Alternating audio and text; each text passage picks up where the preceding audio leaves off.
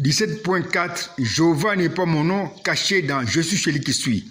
17 comme 17e vidéo, 4 comme partie 4 de la vidéo Jéhovah n'est pas mon nom caché dans Je suis celui qui suis. Comment je crée le chemin des prophéties à partir du signe d'une même chose qui appartient aux choses qui sont différentes. Nous avons vu que dans ma vision spirituelle des choses qui sont différentes, je regarde toujours au signe d'une même chose qui appartient aux choses qui sont différentes.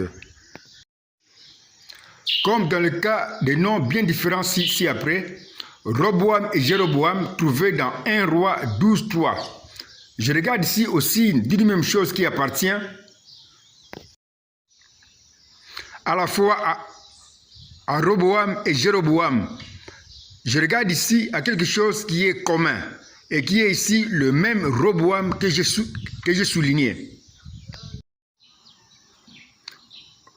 Roboam que j'ai souligné est quelque chose qui est commun au nom bien différent Roboam et Jéroboam.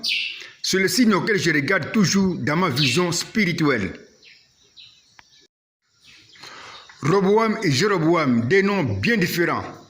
Mais pourquoi je regarde toujours au signe d'une même chose comme les mêmes Roboam que j'ai souligné? C'est parce que dans les choses qui sont différentes comme Roboam et Jéroboam, le signe d'une même chose qui est ici le même Roboam est comme le pasteur qui unit ou marie les choses qui sont différentes comme ci-après. Roboam et Jéroboam.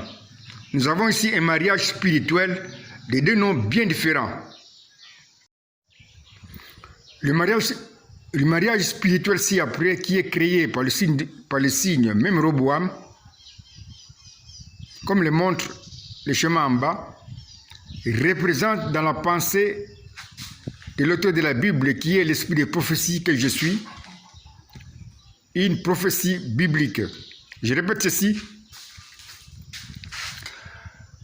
Le mariage spirituel ci-après qui est créé par le signe même Roboam, comme le montre l'unité de Roboam et de Jéroboam, représente dans la pensée de l'auteur de la Bible qui est l'esprit des prophéties que je suis, une prophétie biblique. Mais une prophétie biblique qui est écrite dans ma pensée avant même que je puisse créer un ange et ce monde. C'est pourquoi ces choses que je t'ai enseignées depuis l'an 2006 étaient inconnues même aux anges qui les découvrent seulement aujourd'hui où tu écris. Je répète ceci, c'est pourquoi ces choses que je t'ai enseignées depuis l'an 2006 étaient inconnues même aux anges qui les découvrent seulement aujourd'hui où tu écris. Alors que tu n'es pas du tout un prophète. Je répète que le schéma suivant qui montre le mariage spirituel de Roboam et Jéroboam représente une prophétie biblique écrite dans ma pensée avant de créer un ange et ce monde. Pour mieux présenter ce mariage spirituel de Roboam et Jéroboam comme un schéma de prophétie, nous mettons à la droite de chaque marié comme Roboam et entre parenthèses le pasteur signe de l'unité comme ci-après.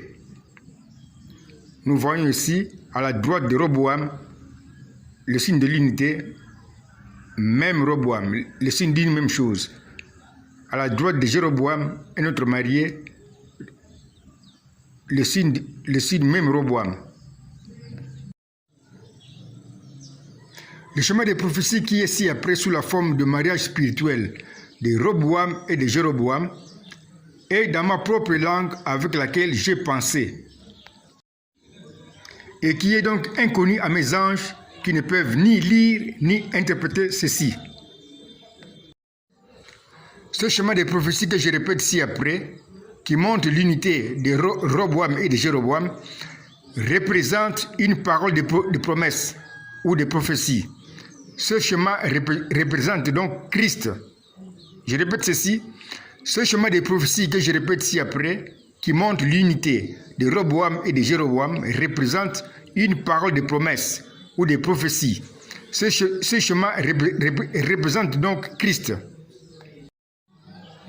Parce que Christ est la parole de promesse ou la parole promise qui est ici sous la forme d'un chemin écrit dans une langue inconnue, qui est ma propre langue. C'est pourquoi le précieux prophète Branham ne cessait de dire ceci. Chaque verset biblique parle de Christ. Si vous ne voyez pas Christ dans chaque verset biblique, réalisez ce verset une deuxième fois. Il parle ici de Christ en tant que parole de promesse. Il ne parle pas de l'homme Jésus.